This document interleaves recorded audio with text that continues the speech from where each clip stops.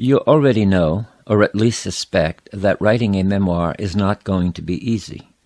This project of yours will take a lot of time and, ultimately, some sacrifice on your part. A memoir is a full-length book, after all, and it is not going to be realized without commitment and effort. But succeeding to produce a memoir is not more difficult than you can handle. Are you ready? In a sense, your memoir writing journey has already begun. That happened when you started thinking about writing your stories. One day, you ruminated that you might have something to write that others would want to read. That idea of writing your story has perhaps fascinated you for a long time, so now you're exploring what writing the memoir you have been talking about for so long might actually be like. You may even have jotted down a few notes, and it has occurred to you, and this may have been a chilling moment, but it need not have been, that writing a memoir is not the same thing as talking about writing a memoir. Talking about writing is exciting, even exhilarating, but writing itself might be full of tedium and discipline on some days. The regularity of producing yet more texts might prove not quite as exciting as speaking about writing a memoir. Someday, of course. Not fair. Between this excitement you are probably feeling or have felt about writing a memoir and the realization that it will likely require a whole lot of work fall the doubts and the hesitations.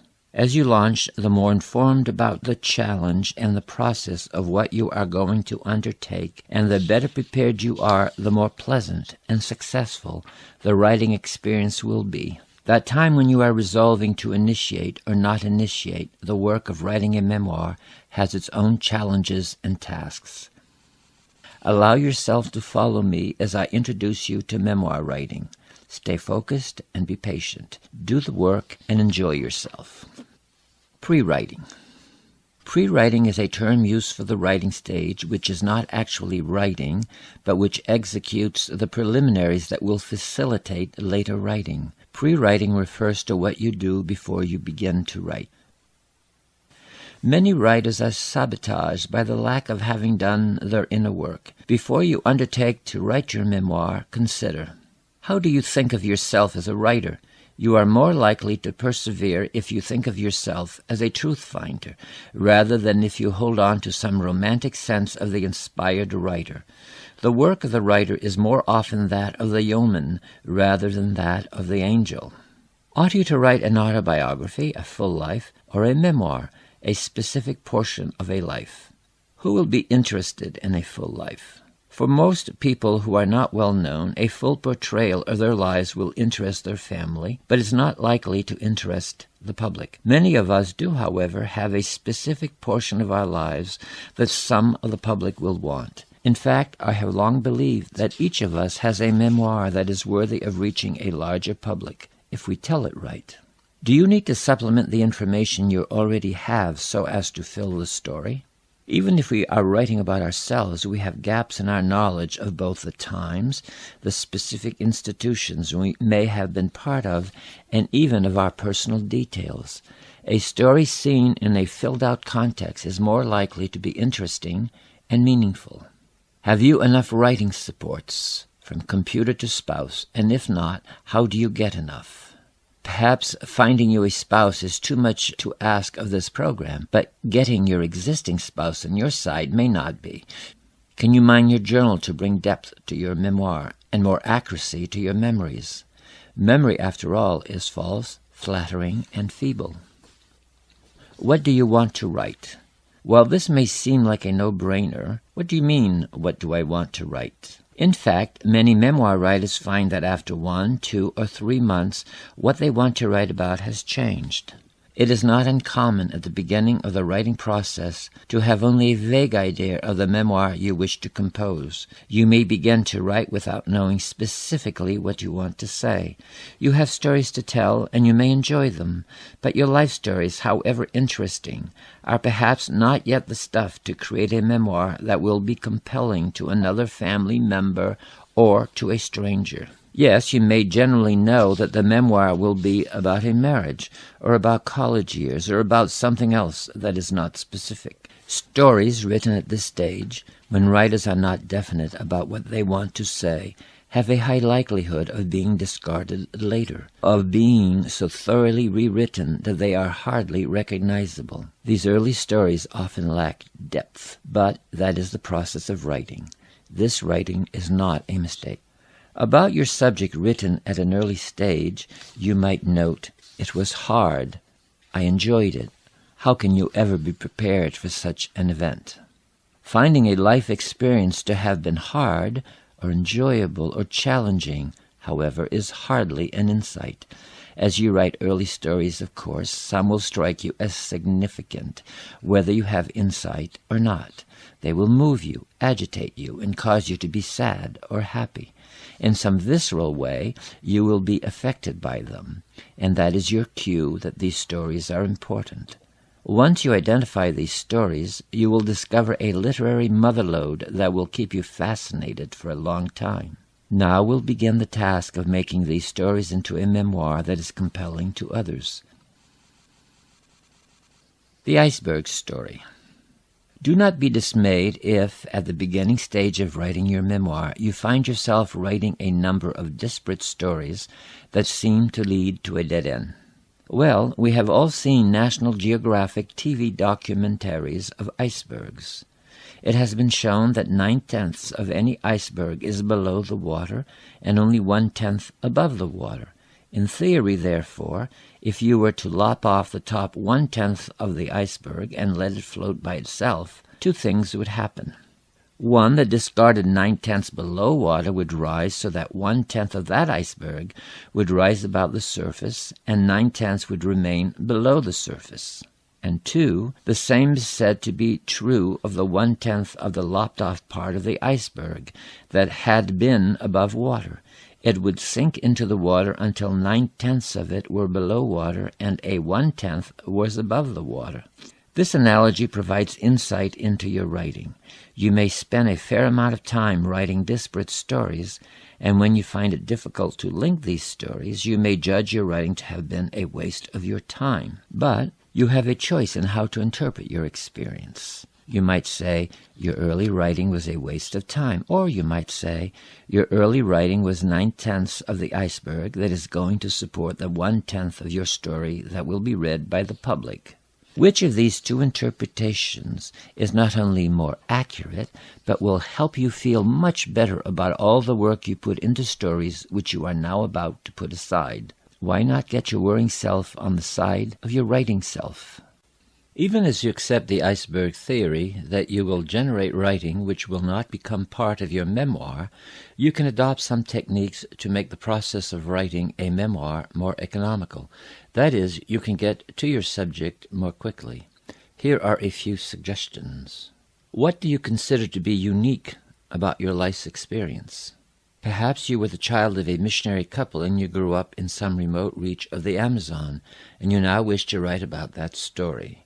Most of us will not have circumstances this unique, but each of us has some circumstance or specific stance that make us different from other people. Sometimes these, even if they are not dramatic, will make for an interesting and meaningful memoir if they are developed right.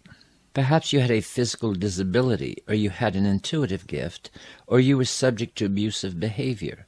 When you consider these elements, you feel they are substantial enough for you to spend your time to write about them, again, if they are developed right. What do others consider to be unique about your life's experience? This is somewhat the same question as the above, but of course the point of view is different. For instance, in this age of access to civil rights by the gay community, perhaps you want to write about having been raised by a gay couple. You can have many reasons for wanting to write this book, most of them personal. but it remains that the topic which is unique about your life's experience is now a subject of some public curiosity, as the public itself would consider your experience to be unique. You may feel that writing about it now could help you to contribute something to the public discourse. For you, being raised by this couple may not seem unique. It is simply what you have always known, but it will probably seem unique to other people. This element addresses audience interest. List at least 10 people, actions, or settings that you feel are unique in your life. What is it about this uniqueness that interests you enough to possibly write about it? This will probably include how you were influenced by these unique people, actions, or settings. List at least 10 people, actions, or settings that you feel other people would consider to be unique in your life, even if you feel these items are private and you don't particularly want to write about them. For the moment, do not consider sharing and its consequences. All you are doing is listing people, actions, and settings and their influences. Make a statement about one thing that was unique in your life. List at least 10 features that make this element unique and important in your development. How this something shaped you into the person you are today, perhaps into a person who is different in some way from many other people. Make a list of at least 10 aspects that might make this unique something interesting to other people. Write about why other people would not only find this unique experience of yours interesting, but would care about it. The answer here will be what you consider to be their "what's in it for me." This task implies that you will provide the reader with processes and even solutions to living with this or a similar unique situation. For instance, how can the parenting you received or gave inform their own parenting? Choose an incident that occurred within this unique element in your life. Write about it, making sure that you are setting the story with the characters in some action. As you reread this story, make sure what you have written reveals how the incident shaped you. You will have described the incident, the cause, and the results, the effects. Were the effects for the good or the bad? What message do you wish to impart to the reader? If you don't know yet, write about not knowing and how that feels, or write about possible messages you can revise later. What do you consider to be unique about your life's experience? Why do you want to write your stories in a memoir? Stories fascinate us all our lives. As children, we love to be told fairy tales and to hear, time after time, the tales our parents told us about what we did and said when we were babies, as well as the stories about their own childhoods. As soon as we were old enough, we told stories about ourselves for our parents and for our friends. As adults, we speak in stories at work, at family get-togethers, at class reunions, at town meetings, at the post office when we meet our neighbors. In fact, stories are such an important medium for us that even the numerous stories we tell and hear daily are not enough to satisfy our enormous appetites. We consume additional stories by reading novels, seeing movies, and watching dramas on television. Stories are about meaning.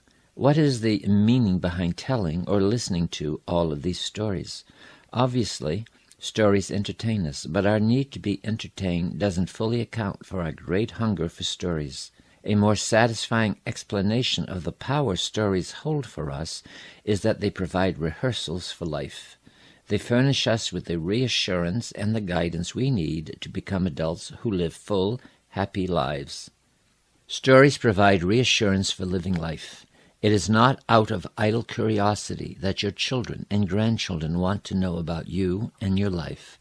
What is more natural than for them to turn to the stories of their own parents and family for reassurance and guidance? Your stories have this power, and if they are preserved, they can offer meaning and direction for your children, your grandchildren, and perhaps the world, just as they can for you. When you tell your personal and family stories, you are filling a need that exists not only in your family, but in the larger human community to receive reassurance and guidance. Every year, as more and more once tightly knit groups in our society unravel, and our access to our rightful inheritance of family stories is threatened, telling and writing your stories becomes increasingly important. Here are some action steps. Warm up to writing by recalling stories and recording details. Record a family story you heard when you were a child. This story may be a fragment. In fact, that's how many family stories are handed down. Now write a list of the details you remember about the story or fragment. When you make this list, use short sentences, phrases, or even just single words. At this stage, you are not writing a narrative, just making a list.